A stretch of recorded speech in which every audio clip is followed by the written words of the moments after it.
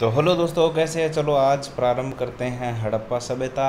और मैंने ये नोट्स एनसीईआरटी से बनाए हैं, प्लीज़ पढ़ना, पीछे पीछे दोहराना, ठीक है। तो हड़प्पा सभ्यता की खोज 1920 के अंदर दयाराम साहनी ने की थी और मोहनजोदड़ो की खोज 1922 में राखलदास बनर्जी ने की थी, ठीक है। और कालक्रम के आधार पर देखें तो क्या क्या कालक्रम इतिहासकारों ने बताए हैं। तो अर्नेस्ट मेके ने बताए हैं 2800 ईस्वी पूर्व से लेकर के 2500 ईस्वी पूर्व तक, और मार्टिमर व्हीलर ने बताया है 2500 लेकर के 2500 से 1500 ईस्वी पूर्व तक, और वाल्टर फेयर सर्विस ने बताया है 2000 से 1500 ईस्वी पूर्व तक, और डीपी अग्रवाल ने तो 2300 से लेकर 1750 ईस्वी पूर्व। और ये सर्वमान्य सिद्धांत है कि जो हड़प्पा सभ्यता है या फिर सिंधु घाटी सभ्यता है उसका डीपी अग्रवाल ने क्या बोला है 2300 से लेकर के 1750 ईस्वी पूर्व तक माना है। एसपी गुप्ता ने तो मेसोपोटामिया जितनी प्राचीन मानी है, जो कि ईरान की सभ्यता थी, ठीक है।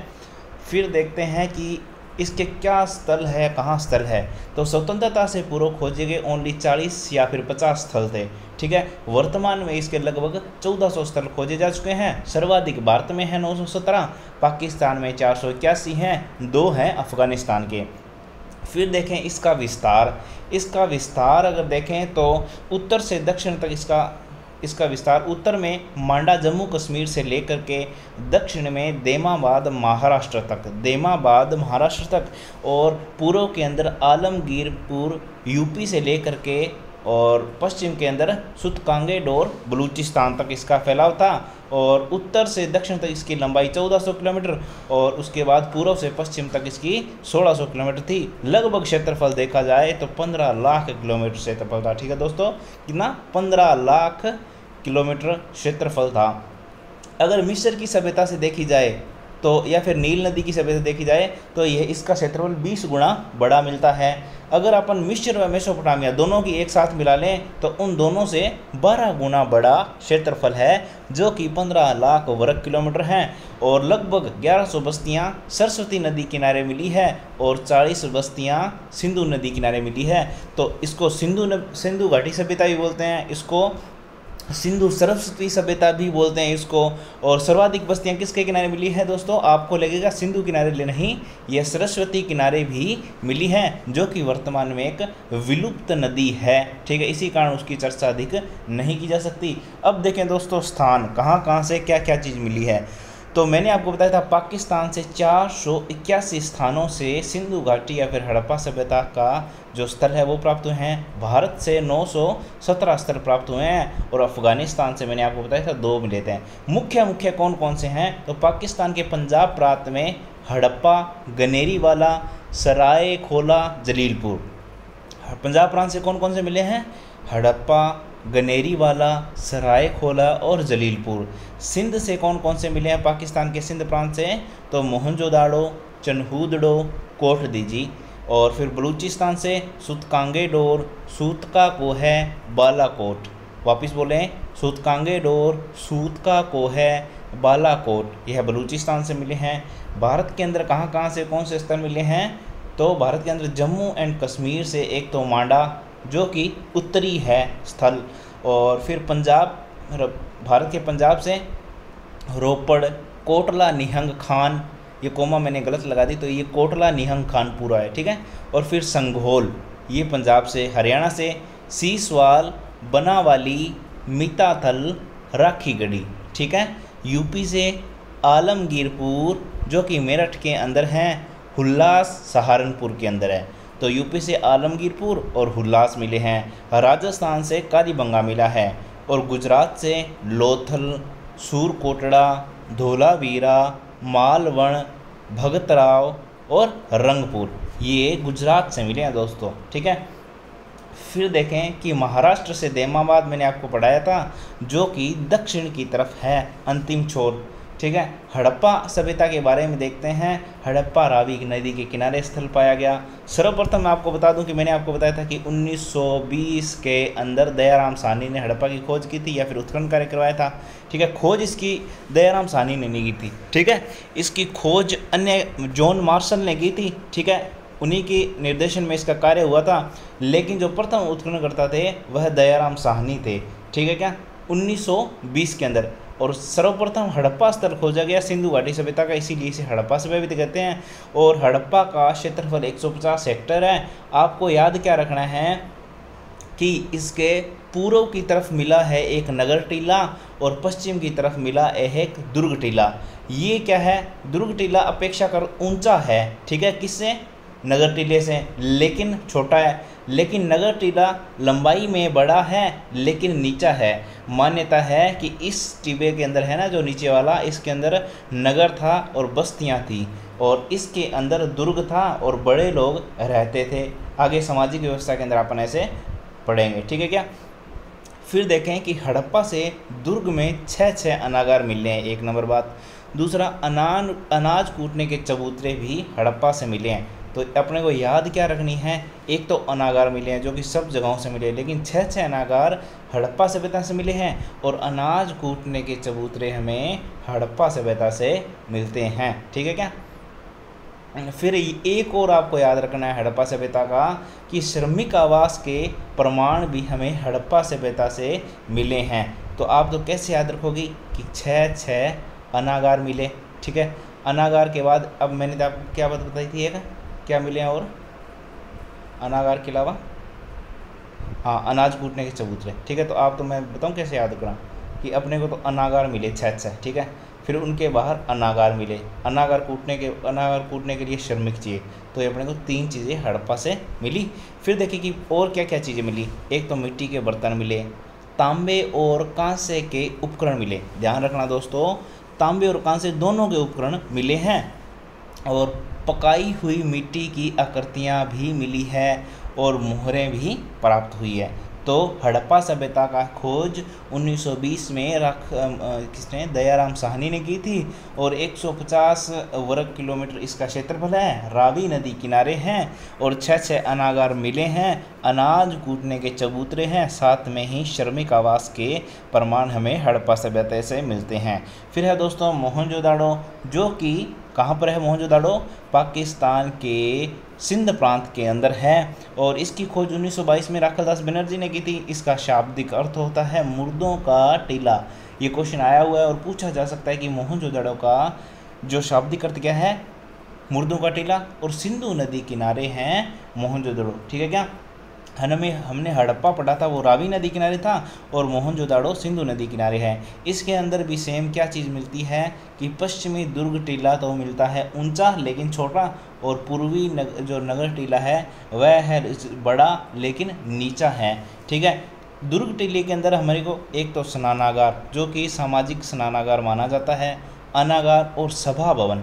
तो अपने को 2 एक्स्ट्रा क्या चीज़ें मिली है यहाँ पे कि मोहनजोदाड़ो से सभागार और स्नानागार मिले हैं, ठीक है।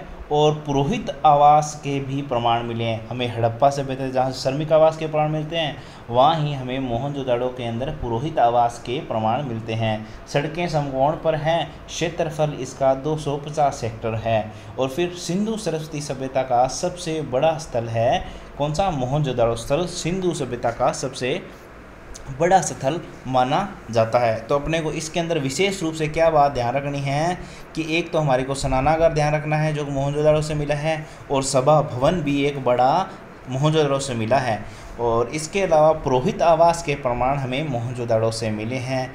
फिर है दोस्तों कालीबंगा तो हमारे हनुमानगढ़ में ही है और घग्गर किनारे हैं या फिर सरस्वती नदी किनारे हैं, लेकिन इसमें पश्चिमी दुर्ग टीला है वो भी सेम टू सेम वैसा ही है और दुर्ग टीला नीचा है और वैसा ही है। तो ये हड़प्पा सभ्यता थी ना, उसकी एक विशेषता थी कि जो पश्चिम के अंदर तो एक मिलता है दुर्ग टीला और पूर्व में मिलता है एक नगर टीला जो कि छोटा था, नीचा था। इसकी खोज अमलानंद घोष ने की थी, ठीक है दोस्तों। 1952 के अंदर उत्खनन कार्य बी लाल और के थापर ने कराया था। दुर्ग टीले में प्राक हड़प्पा संस्कृति के भी अवशेष मिले। प्राक का अर्थ है कि हड़प्पा से पहले के भी जो कुछ अवशेष मिले हैं कालीबंगा से मिले हैं। इसका क्षेत्रफल लगभग 100 हेक्टेयर है, ठीक है। जहाँ पर अपन ने हड़प्पा का देखा था 150 था, मोहनजोदाड़ो का 250 था, वैसे कि वैसे कालीबंगा का 100 हेक्टेयर क्षेत्रफल मिलता है। विशेष क्या है, जुते हुए खेत मिले हैं, लघु पाषाण उपकरण मिले हैं कालीबंगा से, मणके मिले हैं, माणिक्य 6 मिले हैं, विशेष मृदपात्र मिले हैं, अग्निकुंड वेदिकाएं, अग्निकुंड या वेदिकाएं एक ही है, ठीकरे पर उत्खनित लेख भी मिले हैं, हड़प्पा लिपि दाएं से बाएं लिखी हुई है जिन पर, ठीक है।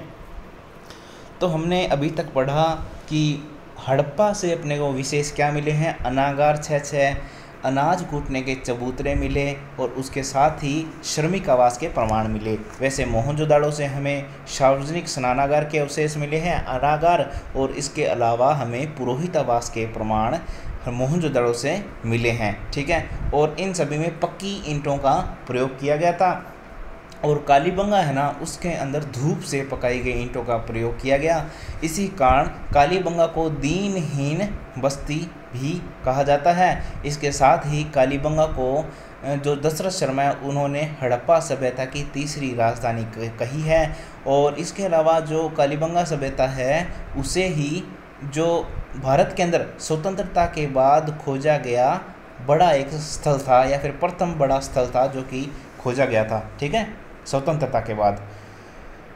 फिर अपने को क्या याद रखना है कि लघु पाषाण जुते हुए खेत आपको याद रखेंगे, अग्नि वेदिकाएं भी याद रखनी है, लेकिन ठीकरे पर उत्खनित जो लेख हैं वह भी इम्पोर्टेंट आ जाता है कि ठीकरे पर उत्खनित लेख हमारे को कालीबंगा से मिला है।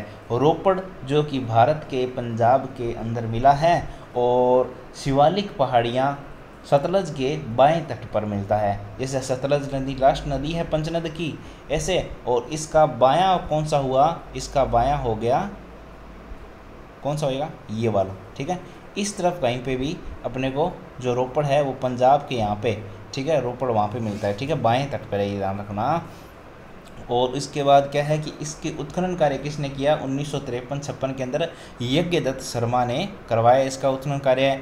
और 6 संस्कृतियों के अवशेष प्राप्त हुए हैं रोपड़ से। कितनी, 6 संस्कृतियों के अवशेष हमें रोपड़ से प्राप्त होते हैं। और प्रथम काल की सिंधु सरस्वती सभ्यता के 2 काल माने जाते हैं। एक तो ऊपरी जिसके भिन्न मृदपात्र हैं, एक है निचला, क्योंकि हमारे को खुदाई करते गए तो पहले तो अलग सभ्यता मिली उसके अंदर, फिर देखे कि उनकी टाइमलाइन नीचे वालों की अलग मिली, तो इनको 2 भागों में बांट दिया गया। तो हमने क्या पढ़ा अभी तक, इससे पहले हमने पढ़ा रोपड़ जो कि पंजाब के अंदर है, भारत के अंदर है, और इसका उत्खनन कार्य यज्ञदत्त शर्मा ने करवाया। और मुख्य रूप से यहाँ विशेष बात यह है कि यह सतलज नदी के बाएं तट पर है। रोपड़ सतलज नदी के बाएं तट पर है। 6 संस्कृतियों के अवशेष प्राप्त हुए हैं। तो ये था रोपड़। लोथल जिसकी खोज SR राव ने की थी, हड़प्पा का महत्वपूर्ण व्यापारी केंद्र माना जाता है लोथल गुजरात के अंदर, ठीक है। और भोगावो नदी के किनारे हैं, कौन सी, भोगावो नदी किनारे हैं। जहाँ पे हमने हड़प्पा देखी थी वह रावी नदी किनारे था। मोहनजोदड़ो किस नदी के किनारे था, मोहनजोदड़ो था सिंधु नदी के किनारे, कालीबंगा सरस्वती नदी के किनारे, और इससे पहले रोपड़ था वह सतलज के किनारे था, और लोथल किसके किनारे हैं, भोगावो नदी के किनारे, ठीक है। लोथल है भोगावो नदी के किनारे। SR राव ने इसकी खोज की थी और व्यापारी केंद्र माना जाता था। इसका क्षेत्रफल कितना है, ओनली 3.25 किलोमीटर, 3.25 वर्ग किलोमीटर हैं। फिर विशिष्ट मृदपात्र मिले हैं, उपकरण मिले हैं, मुहरें, बाट मिले हैं, बटखरे, माप, अग्निवेदिकाएं, गोदी मतलब क्या होता है, बंदरगाह मिले हैं, ठीक है। जिसके क्या है 214 × 36 × 45 मीटर इसकी जो साइज़ है ये है, जहाँ से समुद्री जहाज रुकते थे ऐसा माना जाता है। तो लोथल एक महत्वपूर्ण व्यापारी केंद्र था। व्यापार किसके साथ किए जाते हैं, मोहरों के साथ, बाट के साथ, बटखरों और माप के साथ, और साथ में ही कालीबंगा की तरह अग्निवेदिकाएं मिली, और इसकी खोज SR राव ने की। भोगावो नदी के किनारे हैं लोथल, ठीक है। फिर है कि जो लोथल है वो तत्कालिक समुद्रिक व्यापार का केंद्र माना जाता है।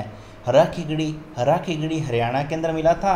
जिंद हरियाणा से 80 हेक्टेयर इसका क्षेत्रफल है। दोस्तों तो इसका क्षेत्रफल इतना इंपॉर्टेंट नहीं है, लेकिन आपको तो ये ध्यान रखना है कि जो मोहनजोदड़ो है उसका 250 हेक्टेयर का क्षेत्रफल है, हड़प्पा का कितना है 150 हेक्टेयर का। दोनों को याद रख लेना, बाकी का आप याद मत रखना। ओनली मतलब इतना इम्पोर्टेंट नहीं है, लेकिन मैंने लिख दिया है क्योंकि एनसीईआरटी में लिखा था। खोज इसकी सूरजभान ने किसकी, राखी गढ़ी की खोज हरियाणा वाले की सूरजभान ने की है। और 1997 से 99 तक उत्खनन कार्य RS बिष्ट और अमरेंद्र नाथ ने इसमें उत्खनन कार्य कराया। तो राखी गढ़ी की खोज सुरेंद्र बान ने की थी। सरस्वती नदी की घाटी में कालीबंगा के बाद दूसरा महत्वपूर्ण नगर माना जाता है राखीगढ़ी। इसमें भी प्राक हड़प्पा युगीन कुछ अवशेष मिले हैं और हड़प्पा युगीन कुछ अवशेष मिले हैं राखीगढ़ी से ही। जैसे हमारे को कालीबंगा में मिलते हैं वैसे ही राखीगढ़ी के अंदर, और दोनों सरस्वती नदी किनारे हैं। दुर्ग प्राचीर, अनागार और स्तंभ युक्त वीथिकाएँ, ये पूछा जा सकता है कि स्तंभ युक्त वीथिकाएँ हमें कहाँ से मिली है, हमें राखीगढ़ी से। और मंडप मिला है, बाजार क्षेत्र, मोहरें, ऊंचे चबूतरे पर बनाई अग्निवेदिकाएँ हमें कहाँ से मिलती है। अग्निवेदिकाएँ वैसे हमारे को कहाँ से मिलती हैं, हमारे को लोथल से भी मिलती है, कालीबंगा से भी मिलती है, लेकिन ऊंचे चबूतरे पर बनाई हुई अग्निवेदिकाएँ हमें कहाँ से मिलती है, राखीगढ़ी से, जिसकी खोज किसने की थी, सूरजभान ने की थी। और यह किस नदी किनारे हैं, और यह है सरस्वती नदी किनारे हैं। फिर है बहुत ही इम्पोर्टेंट दोस्तों धोलावीरा। धोलावीरा गुजरात के अंदर है, कच्छ के अंदर, और 2021 में यूनेस्को में इसे 40वां विश्व धरोहर के रूप में शामिल कर लिया गया। इसका स्थानीय नाम है कोटा दा टिबा। कोटा दा टिबा इसे स्थानीय लोग कहते हैं। जैसे मुर्दों का टीला तो मोहनजोदाड़ो को कहते हैं, वैसे ही धोलावीरा को कोटा दा टिबा कहते हैं। और इसकी जो नगर योजना है वह अद्वितीय है।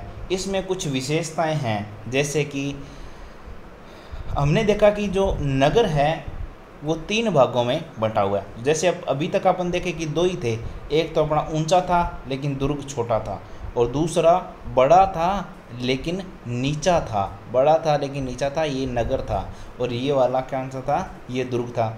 लेकिन इसके अंदर एक दुर्ग पाया गया है, एक मध्यम नगर पाया गया है और एक निचला नगर पाया गया है। तो हमारे को ऐसी एक विशेषता है इसकी कि कहाँ से अपने को मिला है ये हमारे को धोलावीरा से नगर 3 भागों में मिला है, दुर्ग, मध्यम नगर और निचला नगर, ठीक है। तथा 3 बड़ी आयताकार प्राचीर से सुरक्षित मिले हैं ये सभी, ठीक है। और फिर है अनूठी जल संग्रहण व्यवस्था हमें धोलावीरा से मिलती हैं। 16 छोटे बड़े जलाशय हमारे को धोलावीरा से मिले हैं। दुर्ग के दक्षिण में विशाल जलाशय मिला है, ठीक है। दुर्ग के दक्षिण में विशाल जलाशय मिला है। विश्व के प्राचीनतम एवं सबसे बड़े स्टेडियम के प्रमाण मिले हैं हमें धोलावीरा से।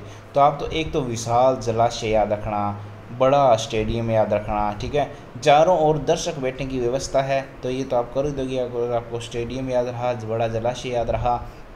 इसके अलावा यहाँ पर पाषाण स्थापत्य के उत्कृष्ट प्रमाण मिलते हैं। तो देखी जाए तो हड़प्पा सभ्यता में हमें स्थापत्य के कोई विशेष प्रमाण नहीं मिलते, लेकिन धोलावीरा से हमें एक तो बड़ा जलाशय मिला है विशाल, और बड़ा स्टेडियम मिला है, पाषाण की बड़े स्थापत्याएँ जो निर्मित मिली हैं उनके प्रमाण मिले हैं। इसके अलावा एक अभिलेख पट की छाप मिली हैं, और जिस पर तत्कालीन लिपि भी हमें धोलावीरा गुजरात से मिली है। तो धोलावीरा